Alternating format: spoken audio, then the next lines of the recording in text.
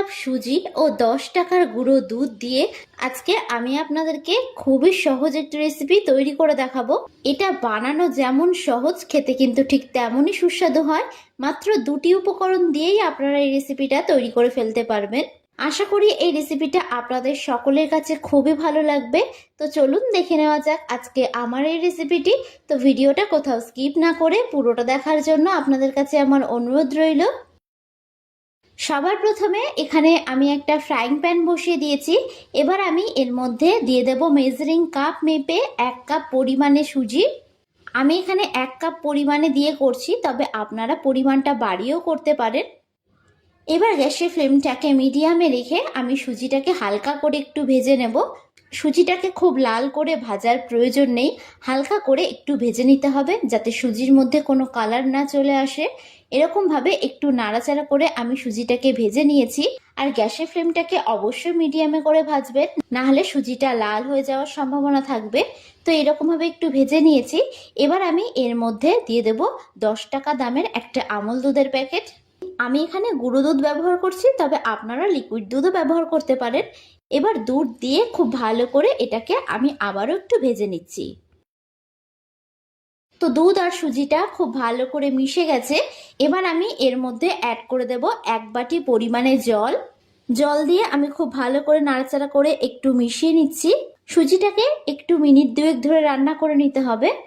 আমি সবসময় ঘরে থাকা উপকরণগুলো দিয়েই রেসিপিগুলো তৈরি করার চেষ্টা করি, যাতে আপনাদের রেসিপিগুলো তৈরি করতে কোনো অসুবিধা না হয়। আর আপনারা কীরকম রেসিপি দেখতে চান সেটা আমাকে যদি কমেন্ট বক্সে জানান, তাহলে সেই অনুযায়ী রেসিপিগুলো তৈরি করতে আমার অনেক বেশি সুবিধা হবে। তো সুজিটা কিন্তু পুরোটাই জল টেনে নিয়েছে। এবার আমি এর মধ্যে আরও হাফ বাটি পরিমাণে জল দিয়ে দিলাম। এবার খুব ভালো করে একটু মিশিয়ে নিচ্ছি। আপনারা যদি সুজির পরিমাণটা বাড়িয়ে করেন তাহলে এখানে দুধের পরিমাণটাও একটু বাড়িয়ে দেবেন।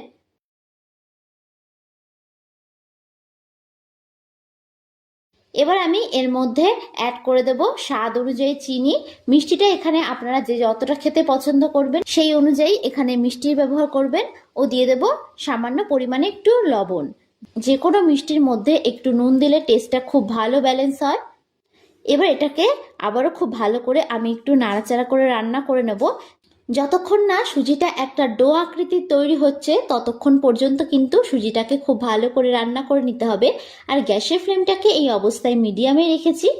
তো আমার এই ভিডিওটা যদি আপনাদের কাছে ভালো লেগে থাকে তাহলে অবশ্যই একটা লাইক করে দেবেন। আর যারা যারা আমার চ্যানেলের নতুন বন্ধু তারা অবশ্যই আমার চ্যানেলটি সাবস্ক্রাইব করে দেবেন। আমার ভিডিওর আপডেট সবার আগে পেতে পাশে থাকা বেল আইকনটা ক্লিক করতে ভুলবেন না। আর যারা যারা ফেসবুক থেকে দেখছেন তারা রনিতাস ফুড প্লেস পেজটিকে ফলো করে দেবেন। তো দেখুন খুব ভালো করে আমি সুজিটাকে রান্না করে নিয়েছি। সুজিটা একটা ডো আকৃতির তৈরি হয়ে গেছে। এইরকম ভাবে সুজিটাকে একটা ডো আকৃতির করে নিতে হবে। আর এই সুজিটা রান্না করতে আমার 2 মিনিট মতন সময় লেগেছে। এবার এটাকে অন্য একটু পাত্রে আমি নামিয়ে একটু ঠান্ডা করে নেব। তো এইরকম একটি পাত্রে আমি নামিয়ে সুজির ডোটাকে একটু ঠান্ডা করে নিয়েছি। তবে খুব বেশি ঠান্ডা করবেন না, আপনারা হাতে যতটা গরম সহ্য করতে পারেন সেই অনুযায়ী একটু মেখে নিতে হবে। তো এটাকে আমি ভালো করে মেখে নিচ্ছি। এবার আমি এর মধ্যে অ্যাড করে দিচ্ছি 2 টেবিল স্পুন অনুযায়ী ময়দা। ময়দাটা আমি এখানে খুবই সামান্য দিলাম। এবার খুব ভালো করে এটাকে আমি মেখে নেব। আমি এখানে ময়দা দিয়েছি, তবে আপনারা চাইলে আটাও দিতে পারেন। তবে একটু খেয়াল রাখবেন ডোটা যাতে খুব বেশি শক্ত না হয়। ডোটা একটু নরম থাকলে রেসিপিটা তৈরি করতে অনেক বেশি সুবিধা হবে। আর আমার এই রেসিপিটা আপনাদের কাছে কেমন লাগলো অবশ্যই আমাকে কমেন্ট বক্সে জানাতে ভুলবেন না। তো দেখুন এখানে এরকম একটা ডো আমি তৈরি করে নিয়েছি। তো ডোটা এরকম একটু নরম হয়েছে। এরকমভাবে ডোটাকে আপনাদেরকে রেডি করে নিতে হবে। এবার অন্যদিকে আমি একটা চাকি নিয়ে নিলাম। এবার এই ডোটাকে আমি একটু খুব ভালো করে চাকির ওপর গোল করে নিচ্ছি। এতে করে এটা বেলতে অনেক বেশি সুবিধা হবে। তো এরকম একটু গোল করে নিলাম। এবার এর ওপর থেকে সামান্য পরিমাণে আমি ময়দা ছড়িয়ে দিলাম। ময়দা ছড়িয়ে আমি দুপিঠটাকে খুব ভালো করে একটু কোট করে নিচ্ছি। ময়দা দিয়ে বেললে চাকির গায়ে একটুও লেগে যাওয়ার সম্ভাবনা থাকবে না। তো এবার একটা বেলনির সাহায্যে খুব ভালো করে আমি বেলে নিচ্ছি। তবে এটা খুব বেশি পাতলা করে বেলা যাবে না, একটু মোটা করে কিন্তু বেলে নিতে হবে। আর বেলার সময় দেখবেন এগুলো চারিদিক থেকে একটু ফেটে যাচ্ছে। যেহেতু সুজি দিয়ে আমি তৈরি করছি, তো চারিদিক দিয়ে ফেটে গেলে কোনো অসুবিধা নেই। তো এরকম ভাবে একটু বড় করে আমি বেলে নিয়েছি। তো দেখুন এইরকম ভাবে একটু মোটা করে কিন্তু বেলে নিতে হবে। এবার এখানে আমি একটা ঢাকনা নিয়ে নিয়েছি। আপনারা এখানে কুপি কাটারও নিয়ে নিতে পারেন, অথবা যে কোনো জলের বোতলের ঢাকনাও আপনারা এখানে ব্যবহার করতে পারেন। এবার এটার সাহায্যে আমি এরকম চাপ দিয়ে দিয়ে গোল শেপের করে কেটে নেব। তো এগুলো আমি ঠিক এরকম ভাবে চাপ দিয়ে দিয়ে গোল শেপের করে কেটে নিচ্ছি। এবার এগুলোকে আমি একটু ছাড়িয়ে নিচ্ছি। আর বাদ বাকি যে অংশগুলো থেকে যাচ্ছে সেগুলোকে কিন্তু আমি ফেলে দেব না, সেগুলোকে আমি পরবর্তীতে বেলে নেব। তো দেখুন এগুলো দেখতে কতটা সুন্দর লাগছে, আর সবগুলো একই মাপের হয়েছে।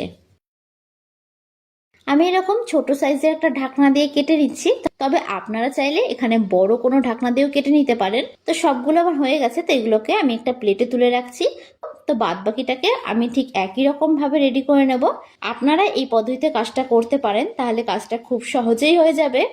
আর প্রত্যেক কটা কিন্তু ঠিক একই মাপের হবে, আর এগুলো দেখতে যতটা না সুন্দর লাগবে, খেতে কিন্তু ঠিক ততটাই ভালো হবে। আর এটা যদি আপনারা বাচ্চাদেরকে তৈরি করে দেন, তাহলে কিন্তু বাচ্চারা আপনার কাছে বারবার রিকোয়েস্ট করবে রেসিপিটি তৈরি করার জন্য। তো দেখুন এখানে সবগুলোকে ঠিক একই রকম ভাবে আমি রেডি করে নিয়েছি। এবার অন্যদিকে একটা কড়াই বসিয়ে দিলাম। এবার এর মধ্যে বেশ খানিকটা পরিমাণে আমি সাদা তেল দিয়ে দেব। তেলের পরিমাণটা এখানে একটু বেশি করেই দিতে হবে। গ্যাসের ফ্লেমটাকে হাইয়ে রেখে আমি খুব ভালো করে তেলটাকে একটু গরম করে নিয়েছি। এবার আমি এর মধ্যে আগে থেকে তৈরি করে রাখা নাস্তাগুলো একে একে দিয়ে দেব। সবগুলো নাস্তা একেবারে কিন্তু আমি এখানে দেব না, আমি এখানে অল্প কটা পরিমাণে নাস্তা দিয়ে দিলাম। আর গ্যাসের ফ্লেমটাকে অবশ্যই মিডিয়ামে রাখবেন। তো দেখুন এগুলো কতটা ফুলে উঠেছে, আর দেখতে বেশ লাগছে। এগুলোকে বেশ উল্টে পাল্টে আমি লাল লাল করে ভেজে নেব। এগুলো ভাজা হতে খুব একটা বেশি সময় এখানে লাগবে না। আর অবশ্যই এখানে তেলটা ভালো করে গরম করে নেবেন, নাহলে কিন্তু এগুলো ফুলবে না। তো এভাবে উল্টে পাল্টে বেশ লাল লাল করে আমি ভেজে নিলাম। এবার এগুলোকে একটা ছাঁকনির সাহায্যে তেল থেকে অন্য একটি পাত্রে আমি তুলে নিচ্ছি। বাদবাকিগুলোকে একইভাবে আমি ভেজে নেব। আমার এই ভিডিওটা যদি আপনাদের কাছে ভালো লেগে থাকে, তাহলে অবশ্যই একটি লাইক করে দেবেন। আর যারা যারা আমার চ্যানেলের নতুন বন্ধু, তারা অবশ্যই আমার চ্যানেলটি সাবস্ক্রাইব করে দেবেন। আমার ভিডিওর আপডেট সবার আগে পেতে পাশে থাকা বেল আইকনটা ক্লিক করতে ভুলবেন না। আর যারা যারা ফেসবুক থেকে দেখছেন, তারা রনিতাস ফুড প্লেস পেজটিকে ফলো করে দেবেন। তো ভিডিওটা শেষ পর্যন্ত দেখার জন্য আপনাদেরকে আমি অসংখ্য ধন্যবাদ জানাই। এগুলোকে আমি অন্য একটি পাত্রে তুলে নিচ্ছি।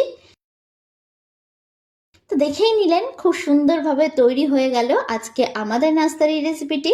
আপনারা এটা বাচ্চাদেরকে তৈরি করে দিতে পারেন, বাচ্চারা খেতে কিন্তু খুবই পছন্দ করবে। আর এই রেসিপিটি বানানো কতটা সহজ সেটা তো আপনারা দেখেই নিলেন।